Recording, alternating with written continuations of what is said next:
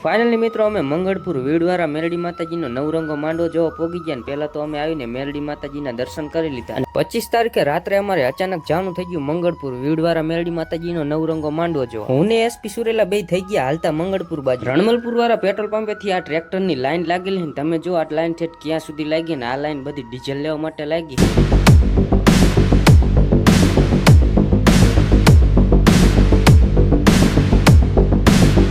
Finally મિત્રો અમે મંગળપુર પોગી ગયા ને મંગળપુર થી હજી અમારે અંદર 4 કિલોમીટર વાડીવાળા રસ્તે જવાનું. વાડીવાળા રસ્તે હું ને એસપી સુરેલા બે થઈ ગયા હાલતા ને મિત્રો હવે સામે થોડીક ધજા દેખાય. તો ફાઇનલી મિત્રો અમે મંગળપુર વીડવાળા મેરડી માતાજીનો નવરંગો માંડવો જોવો પોગી ગયા ને પહેલા તો અમે આવીને મેરડી માતાજીના દર્શન કરી લીધા. અને હા મિત્રો અમે તો વીડવાળા મેરડી માતાજીના દર્શન કરી લીધા ને તમે જો પણ અહીંયા દર્શન કરવા આવ્યા હોય તો કોમેન્ટમાં જય વીડવાળા મેરડીમાં લખી નાખ. હા મિત્રો તમને એક વાત જણાવી દઉં કે આ માંડવો જે લાઈવ હતો ને જે આપણા ભરતભાઈની ચેનલમાં જતો ને ચેનલનું નામ છે સાગર ડિજિટલ સ્ટુડિયો. ફાઇનલી મિત્રો કેમેરામેન તો બધા અમારા ગામના જતા એટલે અમે ખુરશી ઢાળીને બેહી ગયા ને થોડોક માંડવાનો આનંદ માણી લીધો.